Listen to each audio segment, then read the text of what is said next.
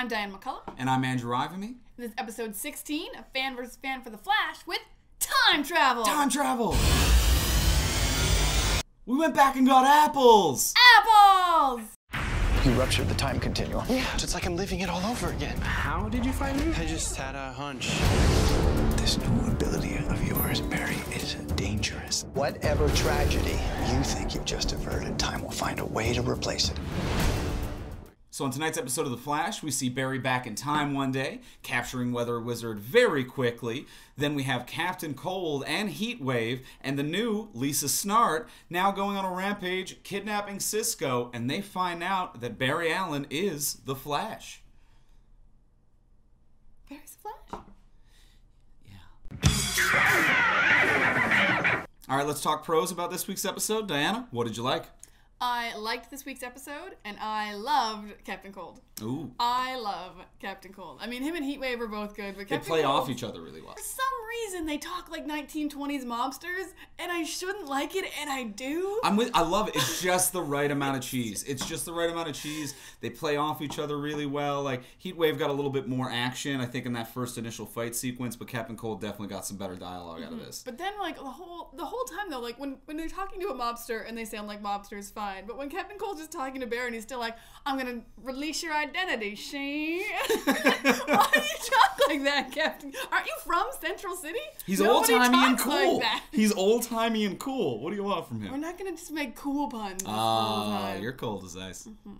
But yeah, I love everything about Captain Cold because he is a little over the top and cheesy, but he is really smart. Right. And he's also terrifying when he needs to be. When he froze Yeah. Cisco's brother's fingers, I'm like, you are a scary dude. Scary as hell. And he does have a good plan. I will say that. I really like the interaction between him and Barry at the end. Just the whole, like, you have Barry's acknowledgement of, you have good plans. You could just do them and not kill people. I thought that it was just like, and he was just kind of like, you know what? Yeah, you're right. It was perfect because he does have great plans. And I liked how Barry kind of made it of a challenge. He's like, if you're so smart, just don't kill people. Right. Make an extra bit of a challenge on your crime. Right, playing into the ego a little bit.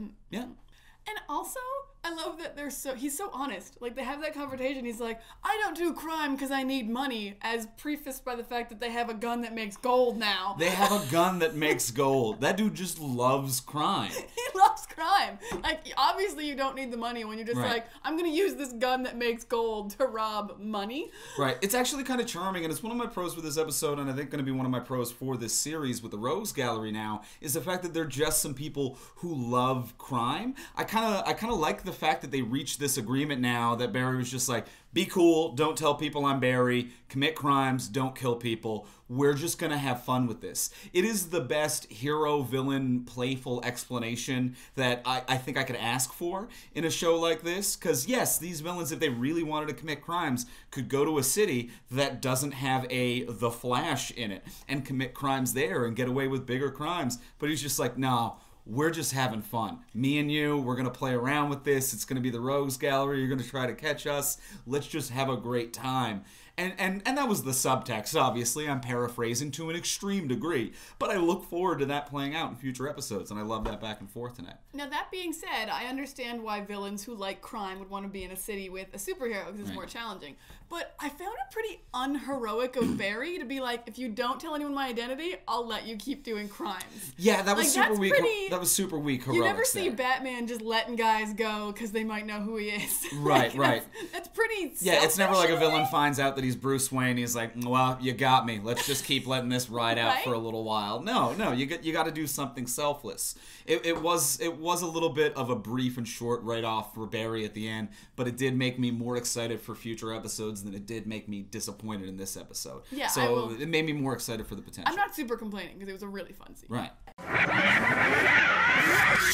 All right, so for cons, what didn't we like about this week's episode? Diana, throw it at us. This is going to sound a little weird, but I thought everyone in this episode, pretty much everyone, was really weird about love. Now, hear me out on this. Linda, who I like, Yeah. has been dating Barry for like a couple weeks max. Yeah. And she told him he should ache for her. Yeah, that is a really uncomfortable thing to say to anyone you're dating. Ever! If- Not even like if you've been dating a long time. Yeah. Ever. If you are dating someone right now, whether it's week 3 or year 30, do not tell them that they should ache for you. No, don't do that. That's just weird. Like, It's really needy and uncomfortable. it super explains why Barry was okay with that breakup immediately. You can see it on his face. He's like, well, I'm glad I got out of this. You are secretly crazy, Linda. It was also one of my cons for the episode, but it was a pro for writing off Linda and the breakup with Linda. Because the second it came out of her mouth, I was like, oh, so we're done with Linda, right? And then breakup, characters finished, and I'm like, okay, good. We don't need to see any more of Linda. Writing-wise, it was a perfect line to put a character in, like, right before a breakup to make me not care what she's doing in the future, because it is super uncomfortable. And fair, because it doesn't even make you, like, dislike her, but you're like, oh, she was crazy. Okay, that's weird. Yeah, really crazy.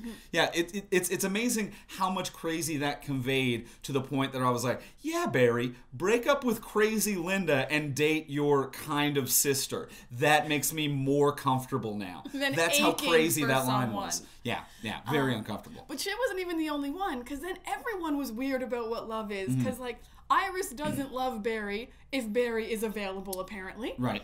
Which is weird. But then they had this weird scene with Wells where Wells is like, her emotions need to be jarred loose by stuff. And I'm like, that's not love. I felt like Wells was talking about something very specific personally that he dealt with that was not applicable to advice to Barry in that situation. Everyone else was like, you gotta jar loose love. I really wanted Barry to be like, what's going on with you, man? Like, it sounds like you've got your own problems that you need to deal with. Pushing on me, yeah. And that brings me to one of my cons for the episode, which was Eddie's reaction to it. Also was going to bring that up. Oh, people are dead. People are dead there. So Barry tells Iris that he likes her, and his boyfriend's reaction is to punch Barry in the face. First of all, a bit extreme. He didn't make out with her, like there was nothing sexual. He said he liked her, and he hit Barry in the face.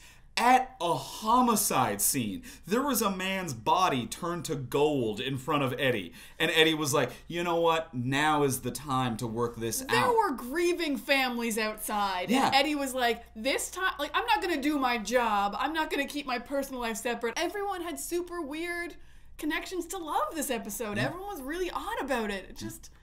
It was entertaining, but it didn't make a lot of sense. It did not. If you're in love and you related to this episode in any way, therapy, immediate therapy, please. The only love that made sense was the sibling love, because I felt like Dante and Cisco had a really clear relationship, and like the torture scene was beautiful. Can I say torture scene was beautiful? You know what? Go with it, because just commit, but it is weird. Beautiful scene. But yeah, that was the only love in the episode that I was like, cool. Yeah. I'm with it. The rest of it was strange. So, quick acknowledgement to some of the commenters on last week's YouTube video. For Super October 71, I gotta say that you actually have a really good point about how the fact that they should bring Iris into the fold. And I like what you're saying, and I really agree with it after tonight's episode. We're now at a point in the show where even the villains know that the Flash is Barry. Barry should just tell Iris. She's the only character out of the loop at this point, and as we saw in last week's episode, when she knows, she's cool about it and attracted to him, so they could be in a relationship. It could be stronger. Linda's out of the picture. So Super October 71, I gotta agree with you on last week's comment, especially after tonight's episode. And also a quick shout out to Zordsman. Thank you very much for your perspective on last week's episode of Fan vs. Fan and The Flash. We really like what you're saying and look forward to reading your comments on this week's episode. Easter eggs! Ooh. What do we got tonight? Tonight we got a couple. We got the mob group.